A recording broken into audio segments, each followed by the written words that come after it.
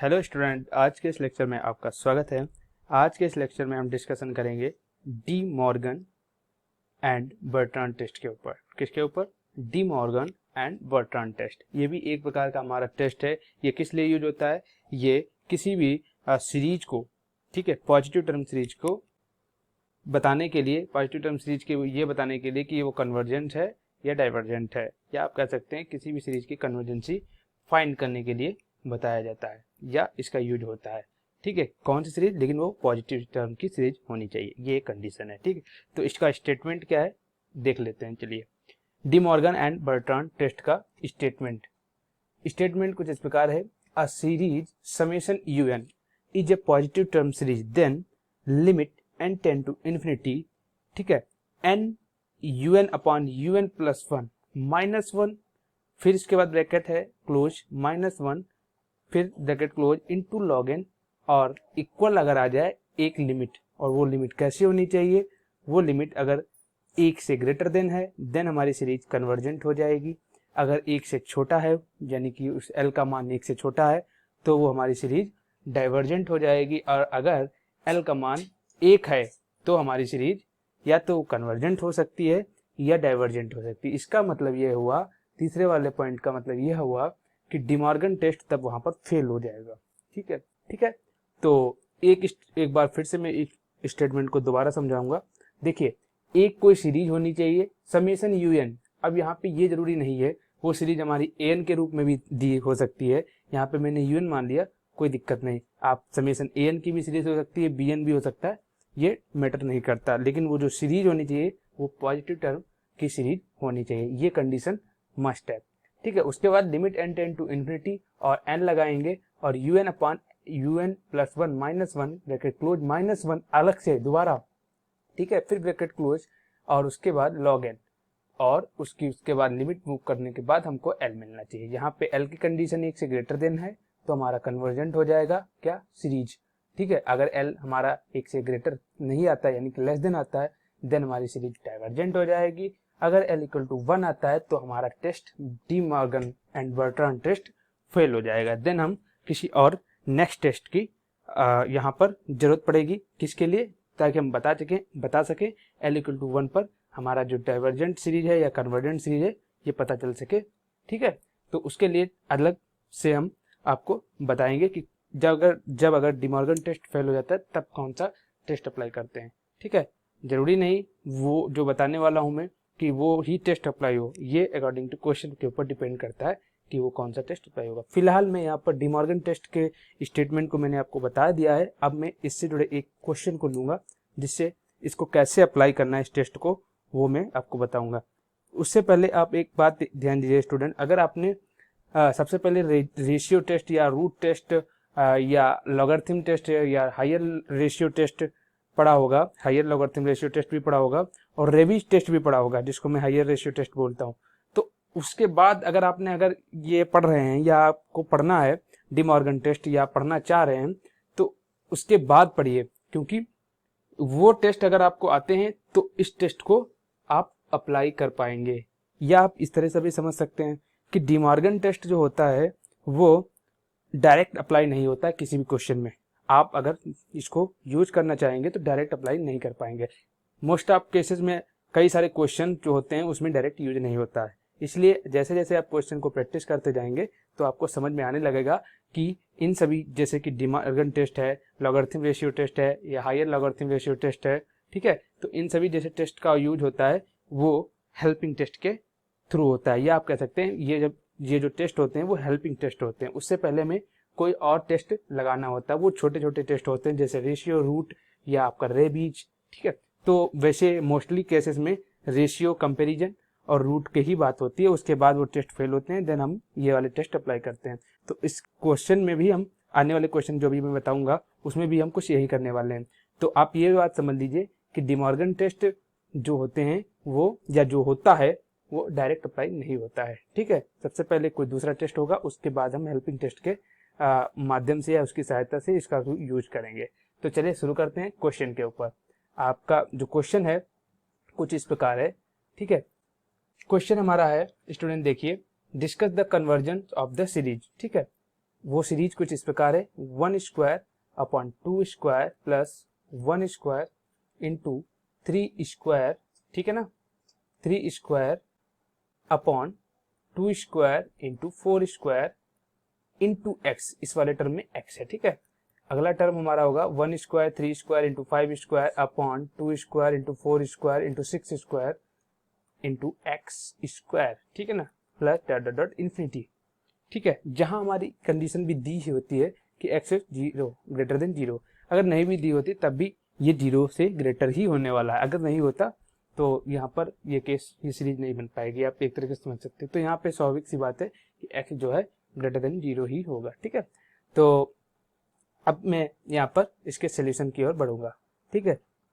चलिए, सोल्यूशन को स्टार्ट करने से पहले आप एक बात हमेशा ध्यान रखिए कि कोई भी अगर सीरीज हमको दी है, उसकी अगर कन्वर्जेंसी फाइंड करनी है तो उस क्वेश्चन को पहले आप देखिए ध्यान से। इसलिए देखना पड़ेगा क्योंकि उसमें आप कौन सा टेस्ट अप्लाई करना है, आपको कौन सा टेस्ट अप्लाई करना है या कौन सा नहीं करना है, ये कन्वर्जेंसी के जो सीरीज दी हुई होती है उसको देखकर आप काफी सारा आइडिया लगा सकते हैं। यहाँ पर आप देख रहे हैं कि इस सीरीज में एक्स भी टर्म में दिया है। सपोज यहाँ पर एक्स ना दिया होता, ठीक है ना, तो सवाल कुछ अलग डायरेक्शन की ओर चला जाता, ठीक है। यहाँ पर एक्स दिया है तो क्वेश्चन कुछ अलग डायरेक्शन की ओर जाएगा, ठीक है। वैसे मोटे रूप से अगर हम देखें, मैंने आपको एक लेक्चर में बताया था कि एक्स जब भी सीरीज में दिया होता है तो वहां पर कहीं ना कहीं ज्यादा चांसेस है टेस्ट के फेल होने के। वो टेस्ट पहले जो अप्लाई करेंगे, ठीक है, वो टेस्ट जो हम पहले अप्लाई करेंगे, ठीक है, और बाद में तो हेल्पिंग करना ही है ताकि हम उस एक्स की वैल्यू को फाइंड कर सके। इसमें फिर एक्स जो आता है वो टेस्ट फेल हो जाता है और उसमें 3 केसेस अराइज होते हैं, x is greater than 1, x is less than 1 and x is equal to 1, या और भी ई भी हो सकता है या 1/e भी हो सकता है। ये सीरीज के ऊपर डिपेंड करता है, ठीक है। अगर आपने प्रैक्टिस की होगी रेशियो, रूट एंड रेबीज और logarithm ratio test, higher ratio test और भी कई सारे टेस्ट हैं, तो आप धीरे धीरे इस बात को हमारी समझ पा रहे होंगे, ठीक है। तो फिलहाल मैं आपको बता दे रहा हूं कि यहाँ पर आपको देखना क्या होगा कि इस सीरीज में एक्स है तो आप समझ लीजिए कि इस टेस्ट में कहीं ना कहीं टेस्ट लगेगी। जरूरी नहीं एक टेस्ट फेल हो सकता है 2 भी टेस्ट फेल हो सकते हैं, देन उसके बाद हमें डीमॉर्गन यूज करना पड़े, ठीक है। कभी कभी तो क्वेश्चंस में 3 तक के टेस्ट फेल हो जाते हैं लगातार और उसके बाद लास्ट में एक कोई टेस्ट आता है तो हम अप्लाई करेंगे। वैसे एक बात मैं आपको बता देना चाहता हूँ कि इस टेस्ट में आप ध्यान से देखिए, इस टेस्ट में क्या देख रहे हैं कि limit n tend to infinity un upon un plus 1 minus 1। अगर मैं इतनी टेस्ट की बात करूं तो ये एक ऑलरेडी एक टेस्ट है। वो कौन सा टेस्ट है, अगर आपने पढ़ा होगा तो आप बता सकते हैं कौन सा टेस्ट है, बताइए। ये टेस्ट जो है हमारा रेबीज टेस्ट है, ठीक है ना। कौन सा टेस्ट है, रेबीज टेस्ट है। अब ये रेबीज टेस्ट है और उसमें अगर -1 ऐड कर दें, ठीक है, और इंटू लॉग एन लगा दे तो मेरा अलग टेस्ट बन जाता है। तो कहने का मतलब यह है कि हम केसेस में अगर कभी कभी तो स्पेशली क्वेश्चन में लिख किया जाता है कि इस सीरीज को इस वाले टेस्ट से, मतलब इस सीरीज को इस वाले अमुक टेस्ट से आप करिए, ठीक है। जब उसमें पर्टिकुलर डिफाइन कर दिया जाता है कि आपको इसी टेस्ट से अप्लाई करना है तो आपको इस हिसाब से सोचना पड़ता है कि इस टेस्ट में ये वाला टेस्ट यूज करना ही है। तो हम जो पहला टेस्ट लेंगे, मतलब जो सॉल्विंग स्टार्टिंग वाला टेस्ट होगा, तो उसमें हम कौन सा टेस्ट लें और वो हम फार्मूले के आधार के ही मान कर करते हैं। जैसे आप समझिए इस क्वेश्चन से मैंने ये एक सीरीज लिख ली। अब इस सीरीज में हमको ये दिया है, सबसे पहले हमें इसका un टर्म पता करना होगा क्योंकि इसमें दिया नहीं। तो सबसे पहले हम un टर्म बनाएंगे, तो 1 स्क्वायर 3 स्क्वायर इंटू 5 स्क्वायर, ठीक है ना, and dot dot dash twice n minus 1 का होल ऑफ स्क्वायर। आप समझ गए, क्योंकि यहाँ पे विषम संख्याएं हैं, सीधी सी बात है, ऑड नंबर है। अगर पहला टर्म रखेंगे तो 2 इंटू 1 माइनस 1, तो माइनस माइनस तो पहला टर्म तो निगलेक्ट ही कर दीजिए आप, ठीक है। तो पहले टर्म को आप निगलेक्ट कर दीजिए, हम यहाँ से इसको स्टार्ट कर रहे हैं, ठीक है। कोई फर्क नहीं पड़ने वाला क्योंकि ये सीरीज और भी छोटी हो रही है, सीधी सी बात है। अब हम दूसरे टर्म से देखते हैं, यहाँ पे n इक्वल टू 2 रखेंगे तो 2 पर क्या हो जाएगा 4 माइनस 1 3, तो 3 का स्क्वायर, ठीक है ना। पहला टर्म 1 इंटू 3 का स्क्वायर, 1 इंटू 3 का स्क्वायर अपॉन में क्या मैं ले लूंगा, देख रहे हैं ये इवन टर्म बन रहा है, यानी कि 2 n का होल ऑफ स्क्वायर। सिंपल सीधी सी बात है, n इक्वल टू 1 रखेंगे तो 2 स्क्वायर, 2 रखेंगे तो 4 स्क्वायर, मल्टीप्लीकेशन में चलता रहेगा, ठीक है। तो अगर आप 1 रखेंगे n इक्वल टू 1, अगर निगलेक्ट भी ना करें तो आप देखिए n इक्वल टू 1 रख देंगे तो क्या आ जाएगा 2 इंटू 1, ठीक है। तो 2 माइनस 1 यानी कि 1 का स्क्वायर यहाँ पे मिल गया और नीचे मिलने वाला है क्या 2n ट्वाइस एन स्क्वायर, अभी देखिए 2 square into 4 square into 6 square dot dot dash twice n का होल ऑफ स्क्वायर। 1 रखेंगे तो क्या मिलेगा 2 स्क्वायर, जो कि यहाँ पे मिल गया, तो 1/2 स्क्वायर हो गया और इससे 1 हो गया। 2 रखेंगे तो 1 इंटू 3, मल्टीप्लीकेशन में चल रहा है, ये ध्यान रखना, ठीक है। तो यहाँ पे आप चाहो तो मल्टीप्लीकेशन का साइन भी लगा देना, ठीक है, जिससे आपको कंफ्यूजन ना क्रिएट हो। अब साथ में आप ये भी देख रहे हैं कि x का भी टर्म चल रहा है। पहले टर्म में तो कुछ नहीं है, x = 0 है, दूसरे टर्म में x = 1 है, तीसरे में 2 है, यानी कि अपने जो रियल टर्म है, यानी कि तीसरा टर्म है तो उसमें एक कम, तो x nवा टर्म होगा तो उसमें एक कम करो तो n-1, ठीक है ना। तो x n1, तो un बनाना अगर आप सीख गए तो आप आधा काम कर लेंगे, ठीक है। तो un+1 सिंपल सी बात है, आप बना लेंगे। तो un+1 भी इसी तरह होने वाला है, ठीक है। उसमें n+1, n की जगह पे n+1 आ जाएगा, ठीक है। तो ये भी आपका मल्टीप्लीकेशन में चल रहा है। तो ट्वाइस n+1 रखेंगे तो ट्वाइस n-1 का होल स्क्वायर, ये तो पहला टर्म है nवा टर्म, तो इसका n+1वां टर्म क्या हो जाएगा ट्वाइस n+1। आप कैलकुलेशन करेंगे तो आप यहीं पाएंगे, ठीक है। और उसके बाद 2 square into 4 square into 6 square into twice n square into twice n+2 square into x n हो जाएगा। कैसे हो जाएगा, n+1 रखेंगे, 1 कैंसिल हो जाएगा। अब हम un/un+1 निकालेंगे, ठीक है ना, un/un+1 निकालेंगे। अब इसको आप डायरेक्ट सॉल्व कर लीजिए, ठीक है। आप चाहें तो इसको अपॉन में न्यूमरेटर की जगह न्यूमरेटर रखेंगे, डिनोमिनेटर की जगह डिनोमिनेटर रखेंगे। तो हम इसको सॉल्व करेंगे तो ये टर्म कैंसिल आउट हो जाएंगे, ठीक है, डिनोमिनेटर से डिनोमिनेटर, तो हमको मिलेगा ट्वाइस n+2 स्क्वायर। आप इसको सॉल्व करके देखिए, आपको यही मिलने वाला रिजल्ट। और ये xn से xn कैंसिल हो जाएगा, यहाँ पे क्या मिलेगा x × -1, ठीक है। और यहाँ पर आपको क्या मिलने वाला है, देखिए ये मिलकर ये कैंसिल हो गया, ये कैंसिल हो गया, ये मिल गया हमको टर्म, और उसके साथ साथ हमको ये वाला भी टर्म कैंसिल हो जाएगा अपने अगले ऊपर वाले टर्म से, यानी कि न्यूमरेटर से, और ये वाला टर्म इससे कैंसिल आउट हो जाएगा। तो हमको क्या मिलेगा ट्वाइस n+1 का होल ऑफ स्क्वायर। आप इसको रफली करके देखिए, आपको यही मिलने वाला रिजल्ट है, ठीक है ना। तो अब हम क्या करेंगे, देखिए स्टूडेंट, अब हम उसके एक्सपेंशन को खोल देंगे, ट्वाइस n+2 के एक्सपेंशन को ओपन कर देंगे, ठीक है। तो हमको क्या मिल जाएगा, देखिए ट्वाइस n+2 के एक्सपेंशन को अगर हम मतलब होल ऑफ स्क्वायर था तो उसको a+b के होल ऑफ स्क्वायर से ओपन कर देंगे, सिंपल सी बात है, ठीक है ना। और ये 1/x था, x की पावर -1 1/x हो जाता है, ठीक है। तो ये 1 है स्टूडेंट। अब इसको ओपन करेंगे तो हमको मिल जाएगा 4n² + 4 + 8n, ऐसे भी आप लिख सकते हो। और फिर आपको मिल जाएगा 4n² + 4n + 1 इंटू में 1/x। ये हमने, अच्छा ये इसको हम इक्वेशन 1 डाल देते हैं, क्यों, अभी आपको पता चलेगा जब मैं आगे इसको सॉल्व करेंगे। ये क्या है un+1, ठीक है, un/un+1 है। अब आप देखिए इसमें से थोड़ा एक काम और कर लीजिए स्टूडेंट, n² को आप जो है कॉमन ले लीजिए, तो आपको क्या मिल जाएगा, आप देखिए 4/n² एंड 8/n, ठीक है। और इधर आप ले लेंगे n², इसमें भी ले लेंगे, तो आपको मिल जाएगा कुछ इस तरह, ठीक है, समझ गए होंगे क्यों मैं ले रहा हूँ, ताकि ये कैंसिल हो जाए टर्म। और उसके बाद में यहाँ पे रेशियो टेस्ट लगा दूंगा। अब रेशियो टेस्ट अगर आपको नहीं आता है तो उसके लिए आप हमारे रेशियो टेस्ट वाले लेक्चर में जाकर देख सकते हैं, ठीक है। अब इसमें लिमिट ले लिया, जब ये रेशियो टेस्ट लगाएंगे और यहाँ पे 1/x स्टूडेंट है, ठीक है। तो ये तो सब पूरा जो हो जाएगा 1 हो जाएगा, क्यों, ये 1 4/∞ हो जाएगा, और किसी के टर्म डिनोमिनेटर में इनफाइनाइट है तो वो 0 हो जाता है, और 4/4 1 हो जाएगा, और 1 × 1/x 1/x हो जाएगा, ठीक है। तो अब आप यहाँ पे क्या कह सकते हैं, यहाँ पे 3 केस राइट होंगे। कैसे, जब रेशियो टेस्ट में हमको कंफर्म नहीं दिया ना 1/x है, अब बाय रेशियो टेस्ट यहाँ पर हम क्या कह सकते हैं, बाय रेशियो टेस्ट हम यहाँ पे क्या कह सकते हैं बताइए। रेशियो टेस्ट में अगर 1/x हमारा ग्रेटर देन 1 है, देन सीरीज हमारी कन्वर्जेंट कहलाएगी, सिंपल सी बात है, ठीक है। अगर 1/x इज लेस देन 1 है, देन सीरीज हमारी क्या कहलाएगी, डाइवर्जेंट कहलाएगी, सिंपल सी बात है। इन दोनों टर्म को आप इस तरह से भी ले सकते हैं, 1/x इज ग्रेटर देन 1 है तो आप इसको कुछ इस तरह ले सकते हैं, यानी कि x इज क्या हो जाएगा, लेस देन 1, ठीक है, x इज लेस देन 1, तो भी हमारी सीरीज कन्वर्जेंट ही मानी जाएगी।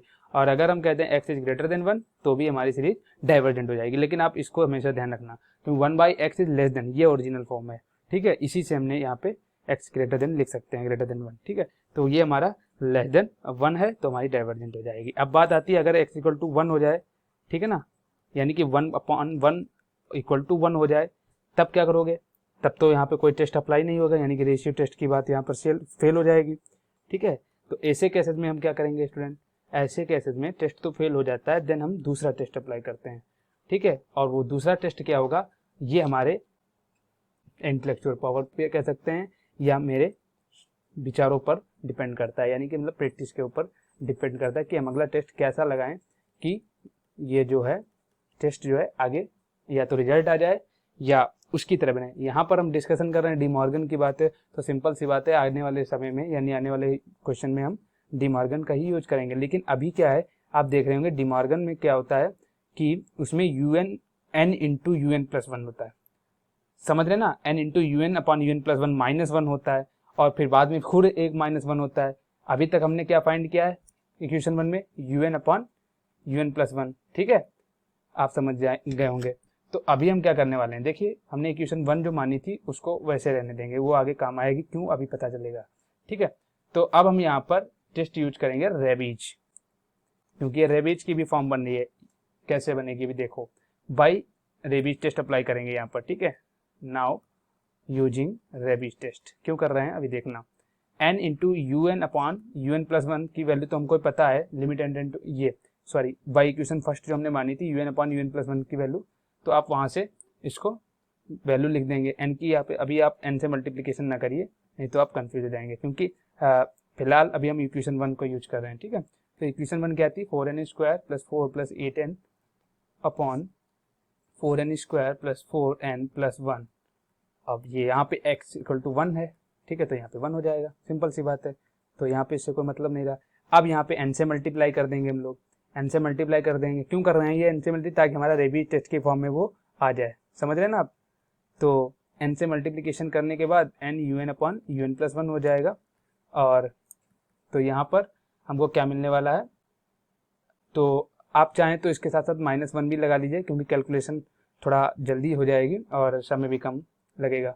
तो n की मल्टीप्लाई बाद में करेंगे, पहले UN अपॉन UN की वैल्यू जो हमने दे रखी है उसका यूज करते हुए -1 से सब्ट्रैक्ट कर लेंगे उस फ्रैक्शन को। तो हमको आप जब सब्ट्रैक्ट करेंगे तो क्या मिलेगा, 4n प्लस 3 अपॉन में 4n square plus 4n plus 1, ये आपको मिलने वाला है। अब n से मल्टीप्लाई यहाँ पे हम कर रहे हैं, तो n से जब मल्टीप्लाई करेंगे तो 4n स्क्वायर 28n हो जाएगा, ठीक है ना, और ये 4n स्टूडेंट यहाँ पर 4n स्क्वायर प्लस 28n हो जाएगा, और ये तो ऑलरेडी डिनोमिनेटर में है ही।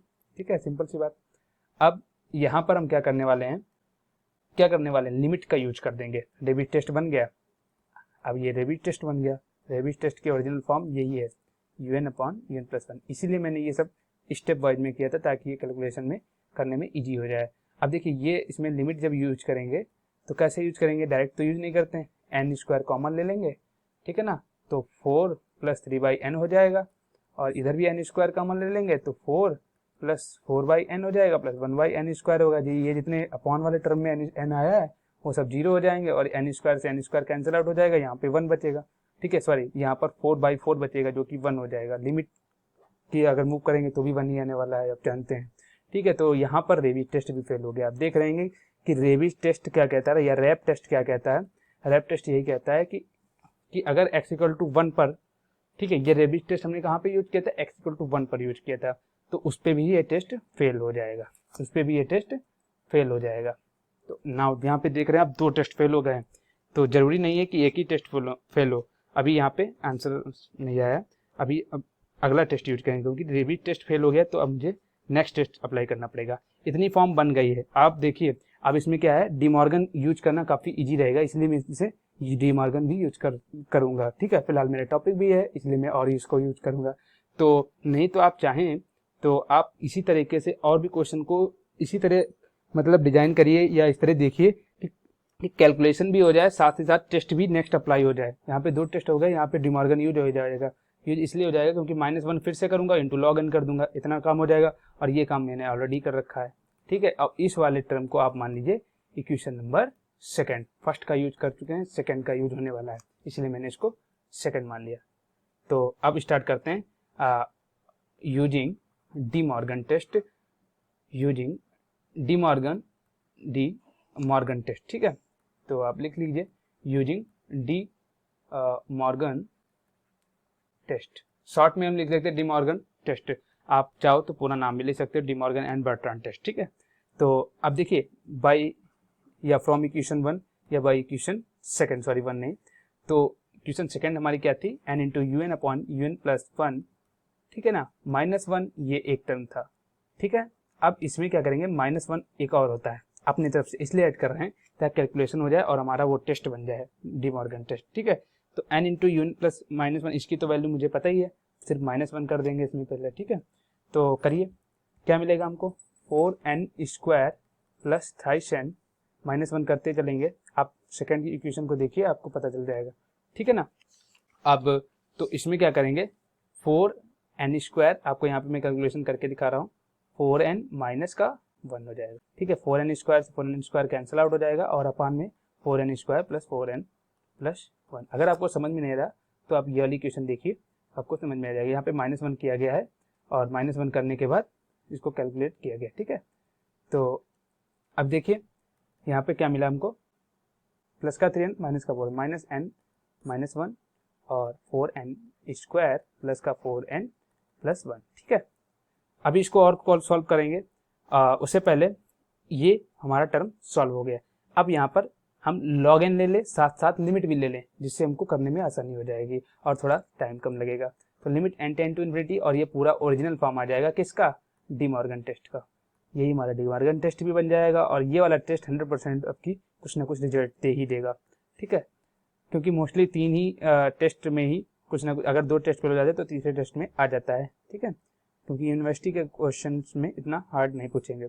तो अब भी क्या करेंगे, यहाँ पे स्टूडेंट -1 माइनस ये वाला टर्म ले लेंगे और उसके बाद अपान में 4n square plus 4n plus 1 denominator में हो गया। अब ये log n से मल्टीप्लीकेशन हो रही है, सिंपल सी बात है, यहाँ पे मैंने पूरी वैल्यू रखी है तो ये पूरी वैल्यू रखी, ये मल्टीप्लाई में हो जाएगा, सिंपल सी बात। तो ये log n ऊपर आ गया डिनोमिनेटर में, ठीक है। अब यहाँ पे एक क्वेश्चन अराइज होगा कि अब इसको कैसे सॉल्व करेंगे। सिंपल सी बात है, यहाँ से मैं n कॉमन ले लूंगा, यानी कि -n भी आप ले सकते हो, तो यहाँ पे -n कॉमन ले लूंगा और नीचे से n स्क्वायर कॉमन ले लूंगा, ठीक है। तो देखिए आप क्या करेंगे, लिमिट तो साथ में ही चलेगी भी, limit n tend to infinity जब तक मूव नहीं करेंगे। तो -n कॉमन ले लेंगे, तो 1 प्लस -n -1 था तो 1 प्लस 1 अपॉन n हो जाएगा, इंटू में log n हो जाएगा, ठीक है। और डिनोमिनेटर में हमारा n स्क्वायर कॉमन ले लेंगे, जिससे हमको लिमिट मूव करने में, अभी लिमिट मूव करने में मदद मिल जाएगी, क्योंकि वो टर्म सब जीरो हो जाएंगे, टर्म जीरो होने वाले हैं, ठीक है। क्योंकि इन्फिनिटी आएगा डिनोमिनेटर में तो वो जीरो हो जाएगा। अब लिमिट मूव करिए आप, उससे पहले ये वाला टर्म कैंसिल आउट हो जाएगा, तो हमको क्या मिलने वाला, ये वाला टर्म 0 मिल जाएगा, ये 1 मिल जाएगा, तो यहाँ पे मिलेगा log n, ठीक है। अब इसमें इस वाले टर्म में हम लिमिट लगा रहे हैं, इस वाले टर्म में अभी लिमिट नहीं लगा रहे हैं, ठीक है। तो यहाँ पर आप देखिए, इसको मैं अलग किनारे कर लूंगा और नीचे में ये वाला जो n बचेगा वो log n अपॉन n कर लेंगे, और इस वाले टर्म में अगर लिमिट रखेंगे तो 1.infinity 0 हो जाएगा 1, और ये दोनों टर्म 0 हो जाएंगे, तो 1 बाई आपको क्या हो जाएगा 4, ठीक है। माइनस ये भी बचा स्टूडेंट, यहाँ पे माइनस ध्यान रखिए, ठीक है। अब स्टूडेंट हमें पता है log n अपॉन n, अगर लिमिट में n इन्फिनिटी लिखी है या इस तरह से मिल गया, ठीक है, तो वो हमारी वैल्यू जो होती है स्टूडेंट 0 होती है, ध्यान रखिए, ठीक है।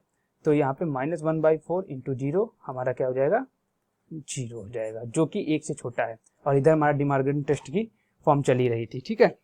तो ये हमारा फॉर्म तो पता ही है, लिखने की आवश्यकता नहीं, ठीक है। तो 0 से छोटा हो जाएगा। अब 0 से छोटे मानों के लिए आपको पता है, अगर हमारा कोई भी वैल्यू x, यहाँ पे डी मॉर्गन टेस्ट किस पे लगाया है, x इक्वल टू 1 पे लगाया है, ठीक है। तो x इक्वल टू 1 पे अगर वैल्यू हमको 0 से लेस देन मिली है तो सीरीज हमारी क्या हो जाएगी स्टूडेंट, डाइवर्जेंट हो जाएगी, ठीक है ना। तो इस सीरीज हमारी डाइवर्जेंट होगी। एक बार फिर से आप देखिए, हमको किस टर्म पे मिला था, 1/x is less than 1 then divergent, यानी कि x इज ग्रेटर देन 1 पर मिला था, और x इज इक्वल देन 1 पर भी हमको डाइवर्जेंट ही मिला है, क्योंकि x इक्वल टू 1 पर ही तो डी मॉर्गन टेस्ट में हमको पता चला है कि ये सीरीज डाइवर्जेंट है, ठीक है। और x इज लेस देन पर हमको कन्वर्जेंट मिला था, यानी कि 1/x इज ग्रेटर देन 1, और उसको आप कैसे लिख सकते हैं, x इज लेस देन 1, ठीक है ना। तो दो केस में हमने पाया कि ये जो रिजल्ट है इस सीरीज में, तो हमारी सीरीज मेनली क्या हो गई, डाइवर्जेंट हो गई, ठीक है। सीरीज भी डाइवर्जेंट हो गई, क्वेश्चन के अलग अलग टर्म कंडीशन में आप देखें केस में, तो ये हमको रिजल्ट मिले, ठीक है। तो ये स्टूडेंट आपने इस क्वेश्चन के माध्यम से क्या सीखा कि इस क्वेश्चन में जरूरी नहीं कि एक टेस्ट फेल होगा तो अगला टेस्ट रिजल्ट हमको दे देगा, ठीक है। और दो भी टेस्ट लग सकते हैं, दोनों टेस्ट फेल भी हो सकते हैं। हमको टेस्ट इस प्रकार लगाना है ताकि हम मेन टेस्ट तक पहुंचे, तो जो पीछे टेस्ट फेल हो चुके हैं उन्हीं के कुछ टर्म का यूज कर पाएं और आगे उसको सिंप्लीफाई करके हम टेस्ट के रिजल्ट को फाइंड कर सकें।